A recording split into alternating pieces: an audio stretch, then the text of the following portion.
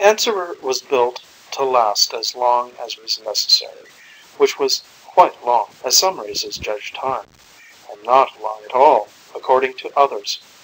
But to Answerer it was just long enough. As to size, Answerer was large to some and small to others. He could be viewed as complex, although some believed that he was really very simple. Answerer knew that he was as he should be. Above and beyond all else, he was the Answerer. He knew. Of the race that built him, the less said, the better. They also knew, and never said whether they found the knowledge pleasant. They built Answerer as a service to less sophisticated races, and departed in a unique manner. Where they went, only Answerer knows, because Answerer knows everything. Upon his planet, circling his sun, Answerer sat. Duration continued, long as some judge duration, short as others judge it, but as it should be to Answerer. Within him were the answers. He knew the nature of things, and why things are as they are, and what they are, and what it all means. Answerer could answer anything, provided it was a legitimate question. And he wanted to. He was eager to. How else should an answerer be? What else should an answerer do? So he waited for creatures to come and ask. "How do you feel, sir?" Moran asked, floating gently over to the old man. "Better," Lingman said, trying to smile. No wait was a vast relief. Even though Moran had expended an enormous amount of fuel, getting into space under minimum acceleration, Lingman's feeble heart had liked it. Lingman's heart had balked and sulked, pounded angrily against the brittle ribcase, hesitated, and sped up. It seemed for a time as though Lingman's heart was going to stop, out of sheer pique. But no wait was a vast relief, and the feeble heart was going again. Moran had no such problems. His strong body was built for strain and stress. He wouldn't experience them on this trip, not if he expected old Lingman to live. "I'm going to live," Lingman muttered, in answer to the unspoken question. "Long enough to find out." Moran touched the controls, and the ship slipped into subspace like an eel into oil. "We'll find out," Moran murmured. He helped the old man unstrap himself. "We're going to find the Answerer." Lingman nodded at his young partner. They had been reassuring themselves for years. Originally it had been Lingman's project. Then Moran, graduating from Caltech, had joined him. Together they had traced the rumors across the solar system, the legends of an ancient humanoid race who had known the answer to all things, and who had built Answerer and departed. "Think of it," Moran said. "The answer to everything." A physicist, Moran had many questions to ask Answerer. The expanding universe, the binding force of atomic nuclei, nova and supernova, planetary formation, redshift, relativity, and 1,000 others. "Yes," Lingman said. He pulled himself to the vision plate and looked out on the bleak prairie of the illusory subspace. He was a biologist and an old man. He had two questions. What is life? What is death? After a particularly long period of hunting purple, Lek and his friends gathered to talk. Purple always ran thin in the neighborhood of multiple cluster stars. Why, no one knew, so talk was definitely in order. "Do you know," Lek said, "I think I'll hunt up this Answerer." Lek spoke the Allcraft language now, the language of imminent decision. "Why?" Ilm asked him, in the Vest tongue of Light Benter. "Why do you want to know things? Isn't the job of gathering purple enough for you?" "No," Lek said, still speaking the language of imminent decision. "It is not. The great job of Lek and his kind was the gathering of They found purple embedded in many parts of the fabric of space, minute quantities of it. Slowly, they were building a huge mound of it. What the mound was for, no one knew. I suppose you'll ask him what purple is, Ilm asked, pushing a star out of his way and lying down. I will, Lek said. We have continued in ignorance too long. We must know the true nature of purple and its meaning in the scheme of things. We must know why it governs our lives. For this speech, Lek switched to Ilgre, the language of incipient knowledge. Ilm and the others didn't try to argue, even in the tongue of arguments. They knew that the knowledge was important. Ever since the dawn of time, Lek, Ilm, and the others had gathered purple. Now it was time to know the ultimate answers to the universe, what purple was, and what the mound was for. And of course, there was the Answerer to tell them. Everyone had heard of the Answerer, built by a race not unlike themselves, now long departed. Will you ask him anything else? Ilm asked Lek. I don't know, Lek said. Perhaps I'll ask about the stars. There's really nothing else important. Since Lek and his brothers had lived since the dawn of time, they didn't consider death. And since their numbers were always the same, they didn't consider the question of life. But purple? And the mound?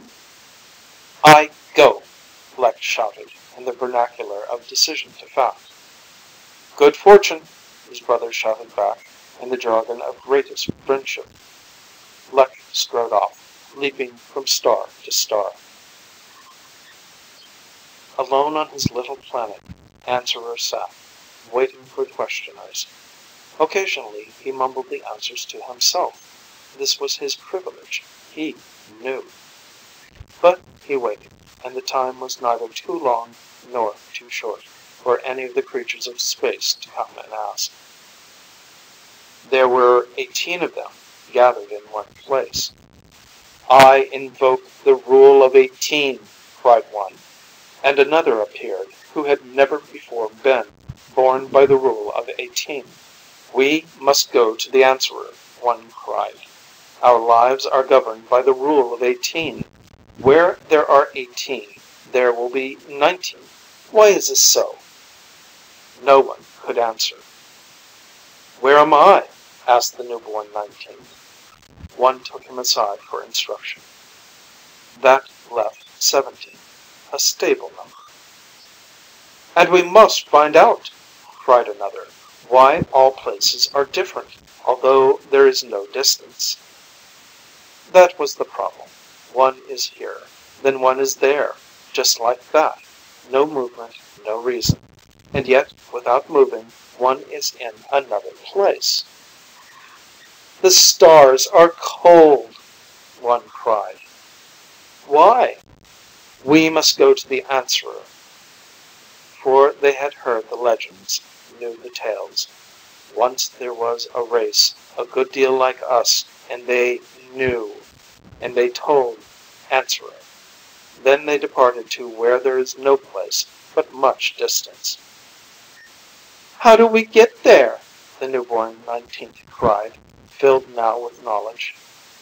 We go. And 18 of them vanished. One was left. Moodily, he stared at the tremendous spread of an icy star. Then he too vanished. Those old legends are true, Morin gasped. There it is. They had come out of subspace at the place the legends told them, and before them was a star unlike any other star. Morin invented a classification for it, but it didn't matter. There was no other like it. Swinging around the star was a planet, and this too was unlike any other planet. Morin invented reasons, but they didn't matter. This planet was the only one. Strap yourself in, sir, Morin said. I'll land as gently as I can. Lek came to Answerer, striding swiftly from star to star. He lifted Answerer in his hand and looked at him. So you are Answerer, he said. Yes, Answerer said. Then tell me, Lex said, settling himself comfortably in a gap between the stars. Tell me what I am. A partiality, Answerer said. An indication. Come now, Lek muttered, his pride hurt. You can do better than that. Now then, the purpose of my kind is to gather purple, and to build a mound of it.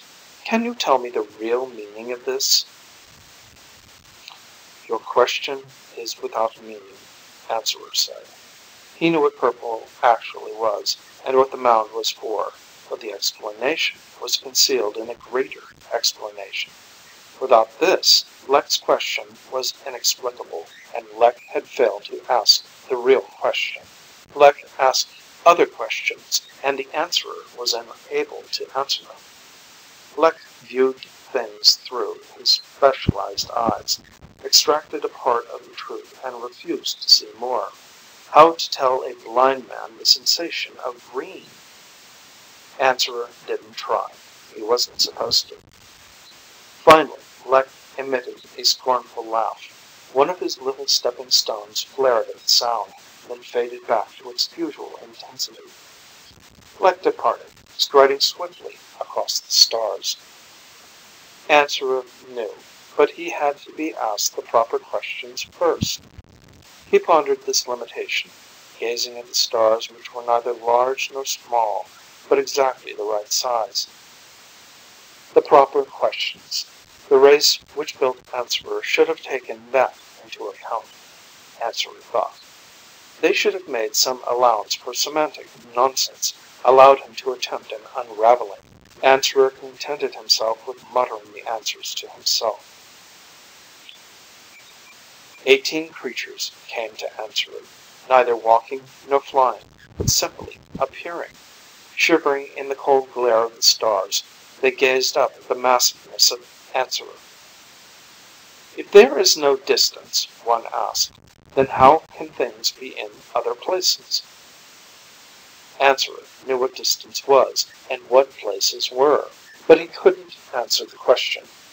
There was distance, but not as these creatures saw it, and there were places, but in a different fashion from that which the creatures expected. Rephrase the question, Answerer said hopefully. Why are we short here, one asked, and long over there? Why are we fat over there and short here? Why are the stars cold? Answerer knew all things. He knew why stars were cold, but he couldn't explain it in terms of stars or coldness. Why, another asked, is there a rule of 18? Why, when 18 gather, is another produced?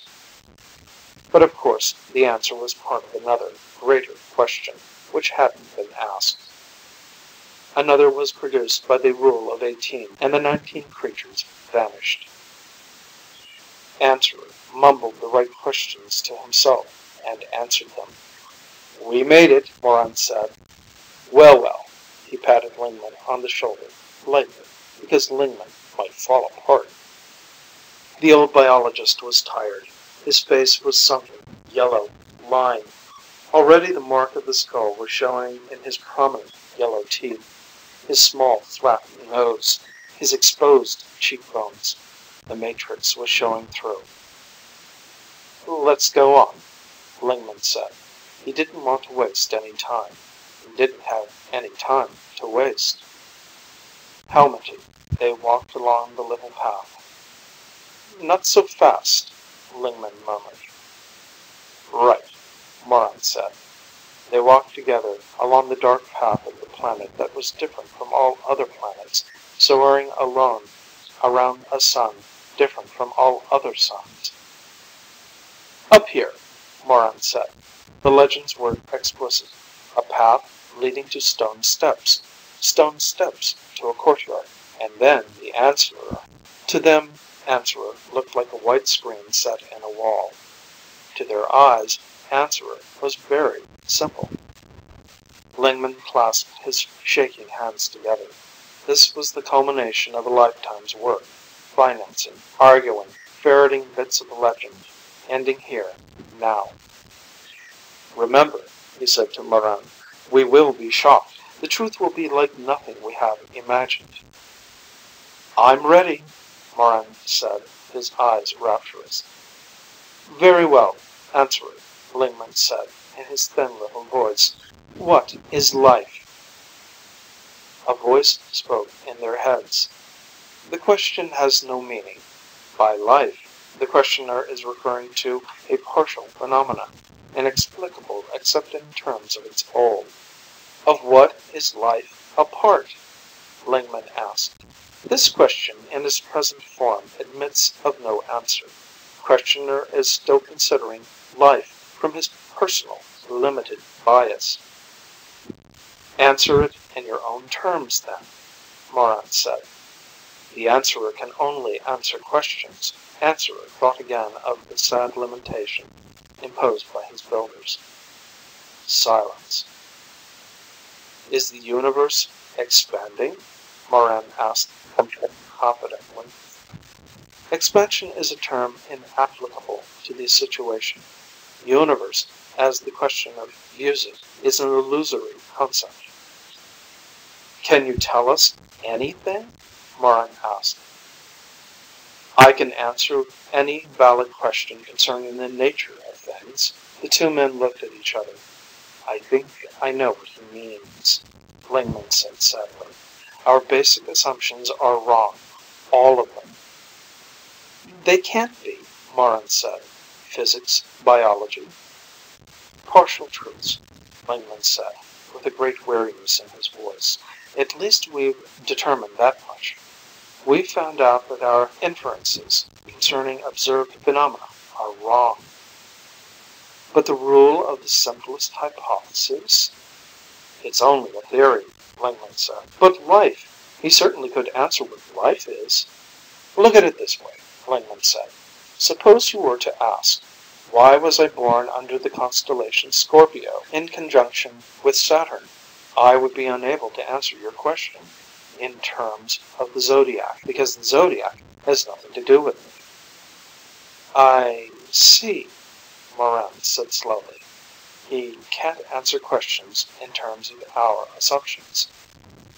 That seems to be the case, and he can't alter our assumptions. He is limited to valid questions, which imply, it would seem, a knowledge we just don't have. We can't even ask a valid question? Moran asked. I don't believe that. We must know some basics. He turned to Answerer. What is death? I cannot explain an anthropomorphism. Death and anthropomorphism? Moran said, and Lingman turned quickly. Now we're getting somewhere. Are anthropomorphisms unreal? He asked. Anthropomorphisms may be classified tentatively as A. False truths, or B. Partial truths in terms of a partial situation. Which is applicable here? Both. That was the closest they got. Moran was unable to draw any more from Answerer. For hours the two men tried. The truth was slipping farther and farther away. It's maddening, Moran said after a while. This thing has the answer to the whole universe, and he can't tell us unless we ask the right question. But how are we supposed to know the right question? Lingman sat down on the ground, leaning against a stone wall. He closed his eyes. Savages, that's what we are, Moran said, pacing up and down in front of Answerer. Imagine a bushman walking up to a physicist and asking him why he can't shoot his arrow into the sun. The scientist can explain it only in his own terms. What would happen? The scientist wouldn't even attempt it, Lingman said in a dim voice. He would know the limitations of the questioner. It's fine, Moran said angrily. How do you explain the Earth's rotation to a bushman? Or better, how do you explain relativity to him? Maintaining scientific rigor in your explanation at all times, of course. Lingman's eyes closed, didn't answer. We're bushmen, but the gap is much greater here. Worm and Superman perhaps. The worm desires to know the nature of dirt, and why there's so much of it. Oh well. Shall we go, sir? Moran asked. Lingman's eyes remained closed. His taloned fingers were clenched, his cheeks sunk further in. The skull was emerging. Sir! Sir! And Answerer knew that he was not the answer. Alone on his planet, which is neither large nor small, but exactly the right size, Answerer waits. He cannot help the people who come to him, for even Answerer has restrictions. He can answer only valid questions. Universe, life, death, purple, 18, partial truths, half-truths, little bits of the great question. But Answerer alone mumbles the questions to himself, the true questions, which no one can understand. How could they understand the true answers? The questions will never be asked, and Answerer remembers something his builders knew and forgot. In order to ask a question, you must already know most of the answer.